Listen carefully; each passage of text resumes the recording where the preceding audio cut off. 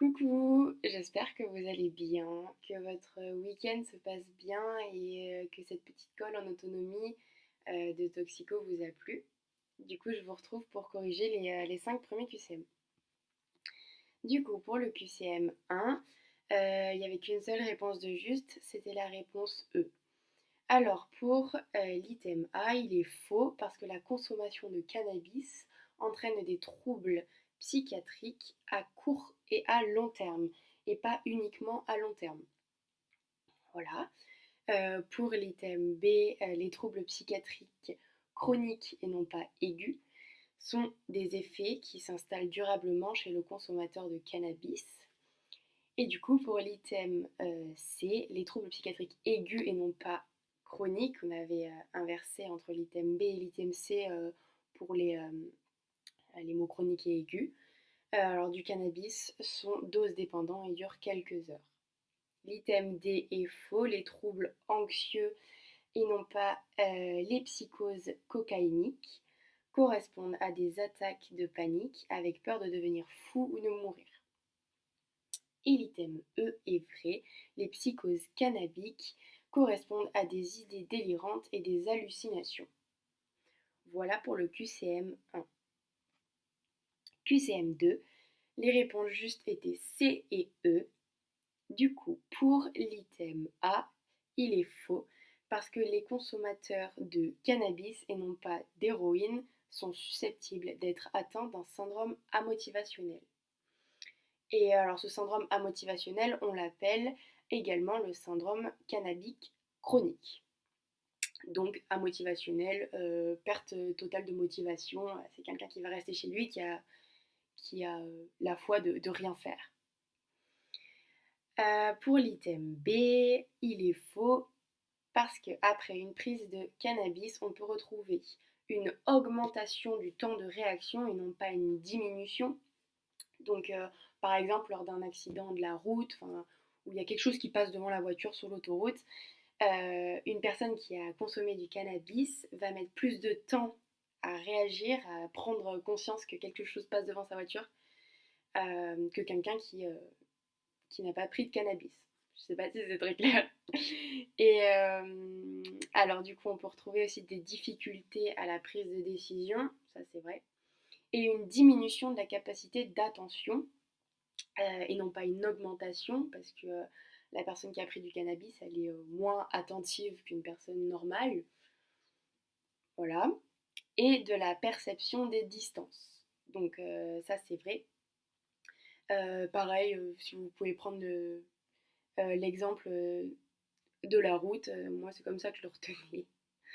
Du coup, pour l'item C, il est vrai, l'augmentation du risque de syndrome de désorganisation de la pensée, dont la schizophrénie, fait partie des troubles rencontrés par les usagers de cannabis. Voilà, je détaille pas, il est vrai. Pour l'item D, il est faux. Parce que c'est les troubles dépressifs seulement et non pas les troubles dépressifs et anxieux qui font partie des troubles chroniques de l'usage de cannabis. Alors les troubles anxieux font partie des troubles aigus et non pas chroniques de l'usage de cannabis. Ensuite, l'item E est vrai. Le cannabis provoque des effets opposés aux antipsychotiques et thymorégulateurs. On passe au QCM 3. Il n'y avait qu'une seule réponse de juste, c'était la réponse B.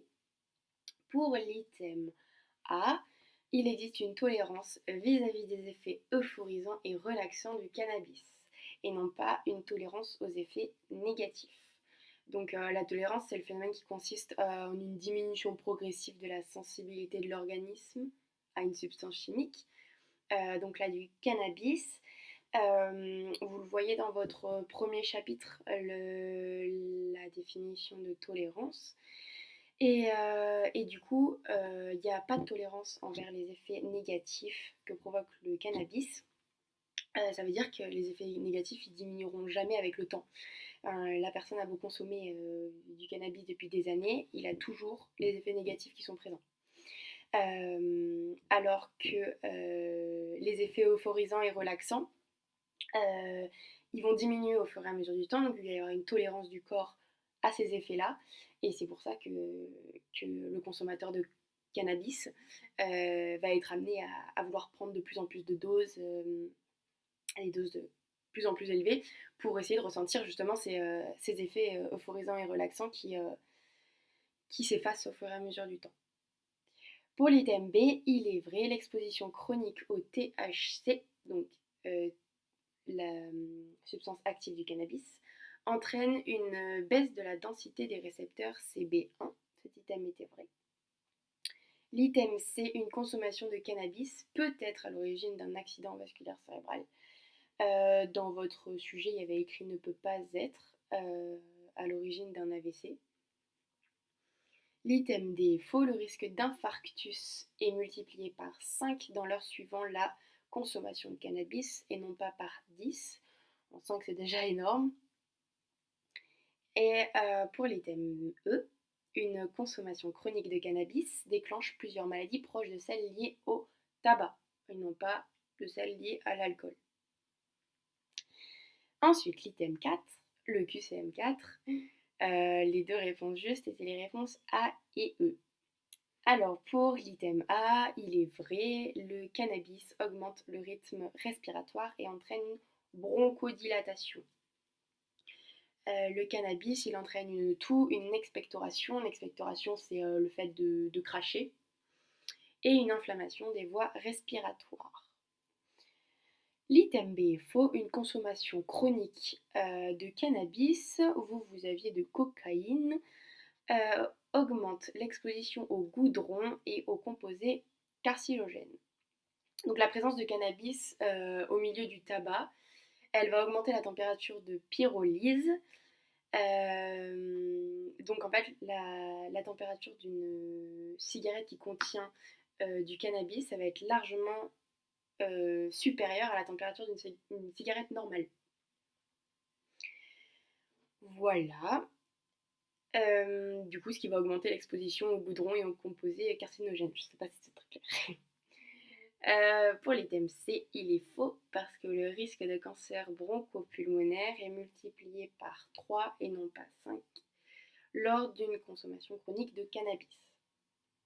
Ensuite, pour l'item D, l'hyperémèse cannabique avec un syndrome de la douche chaude et pas la douche froide peut être observé lors d'une consommation chronique de cannabis. Donc, pour rappel, l'hyperémèse concerne les personnes qui consomment du cannabis et qui vont avoir énormément de périodes de vomissement. Et la seule chose qui va pouvoir les calmer sur ces vomissements, c'est de prendre une douche très chaude. C'est ça le syndrome de la douche chaude. Ensuite, l'item E, la consommation de cannabis entraîne des troubles endocriniens. Cet item était vrai. Et ensuite, dernier QCM pour moi, il y avait 3 réponses de juste, c'était les réponses A, B et C. Alors, pour l'item A, la littérature scientifique certifiée montre notamment que le cannabis augmente la prévalence de l'usage, du nombre de personnes dépendantes et d'un impact sur la maturation cérébrale chez les jeunes. Vrai. Pour l'item B, il est vrai aussi, il est relativement facile de démontrer qu'une personne a consommé du cannabis, mais il est plus difficile de démontrer qu'au moment du fait, un individu est sous l'influence du cannabis et que son comportement est modifié. Pour l'item C, il est vrai, le test salivaire est admis en France comme moyen de dépistage dans les contrôles routiers. Et ensuite, pour l'item D, il est faux parce que c'est pas l'urine, mais c'est le sang qui permet de différencier les sujets ayant fait l'usage de ceux sous l'influence de cannabis. Et l'item E est faux. La salive facilite le recueil et le THC est détectable pendant plusieurs heures et pas pendant seulement quelques minutes. Voilà, j'espère que c'est clair. Sinon, vous pouvez nous poser des questions sur le forum, sur Community. On vous répondra le plus rapidement possible. Et voilà, je vous souhaite une bonne fin de week-end et je vous laisse avec Olivia. Bisous! Alors, du coup, pour le QCM6, les réponses étaient A, B, E. Donc la A, c'était vrai, le sujet a consommé récemment lorsque l'on trouve des dérivés du cannabis dans le sang. La B, c'était vrai aussi, la présence de THC dans le sang indique une présence dans le cerveau de cette substance. La C, c'était faux, une forte concentration de THC et de THC-COH signifie que le sujet a consommé récemment et pas une dose importante parce que en fait pour le cannabis il n'y a pas de relation entre la concentration et la dose. Donc la D c'était faux également. Depuis 1999 et pas depuis 2009, la recherche de stupéfiants comme le cannabis chez tout conducteur impliqué dans un accident mortel est obligatoire. La E c'était vrai aussi, un prélèvement sanguin est effectué dans le cas de dépistage positif, de refus de soumettre ou en cas d'impossibilité de dépistage. Donc QCM6, les bonnes réponses étaient juste A, B, E. Pour le QCM7, les réponses étaient A, E. La A, c'était vrai, le chef de file des dérivés amphétaminiques est l'amphétamine. La B, c'était faux, c'est pas la MDMA, la substance illicite la plus répandue en France dans l'espace festif techno, mais c'est le cannabis, et ensuite vient la MDMA. Dans l'item C, c'était faux aussi, la masse des comprimés d'ecstasy a tendance à augmenter. Non, parce qu'en fait l'ecstasy c'est la forme comprimée de MDMA qui représente à peu près 300 mg. Donc la masse elle peut pas augmenter vu que c'est la définition même. Donc la D c'était faux, le prix moyen d'un gramme d'amphétamine est moins élevé qu'un gramme d'héroïne parce qu'un gramme d'amphétamine c'est à peu près 15 € et le gramme d'héroïne c'est à peu près 35 à 40 €. Donc l'item E c'était vrai, le speed se présente sous forme de poudre destinée à être sniffée. Donc QCM7 c'était AE. QCM8 c'était ACE. La A c'est vrai, l'amphétamine et ses dérivés sont particulièrement recherchés pour leurs effets entactogènes. Donc qu'est-ce que c'est un effet entactogène ? En fait ça résulte d'un désir de contact avec autrui et une amplification de l'empathie. Donc la B c'était faux. Les dérivés amphétaminiques sont considérés comme étant des substances psychoanalytiques. Donc en fait, ils sont considérés comme des excitants psychiques qui augmentent l'activité du système nerveux central. Donc ça augmente, donc il y a un A, et psychoanalytique. Donc ça c'est un moyen mnémotechnique. Après il existe aussi les substances psycholeptiques.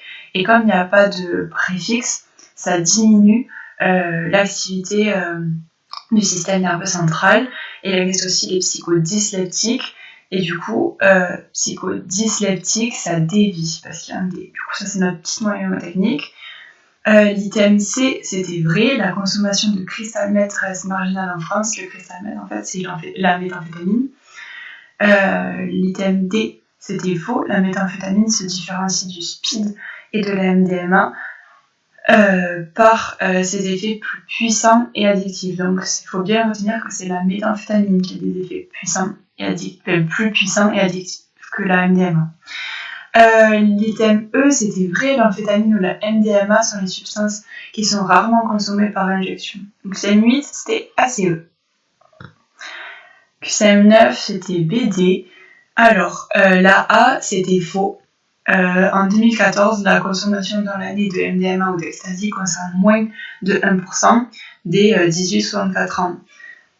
Oui, c'est moins de 1% parce que c'était 0,9%. Donc la B, c'était vrai aussi. C'était vrai. Les tranches d'âge les plus concernées par la consommation de MDMA et d'ecstasy sont les 18-25 ans et les 26-34 ans. Donc la C, c'était faux. Chez les jeunes de 17 ans, le taux d'expérimentation de la MDMA et de l'ecstasy sont en hausse. Ben oui, parce qu'en fait, en 2011, on était à 1,9% et en 2014, 3,8%. Donc, en 3 ans, ça a beaucoup augmenté. Donc, la D, c'était vrai. L'expérimentation d'amphétamine touche 1,7% des 18-64 ans. La E, c'était faux. L'expérimentation d'amphétamine chez les 18-25 ans et les 26-34 ans est plus importante que chez les 18-64 ans. Alors oui, parce que chez les 18-64 ans, c'est 1,7%. Chez les 26-34 ans, c'est 2,1%. Et, C'est 3,1% chez les 26-34 ans et 2,1% chez les 18-25 ans.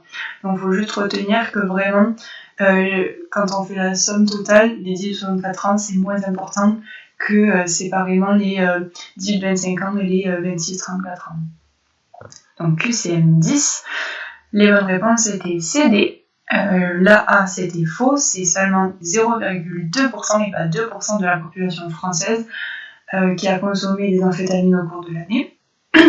L'item D, c'était faux. La consommation de MDMA, d'ecstasy et d'amphétamine en France est en dessous de la moyenne européenne et pas au-dessus. L'item C, c'était vrai. Les usagers de MDMA sont le plus fréquemment rencontrés dans les espaces festifs relevant du milieu techno.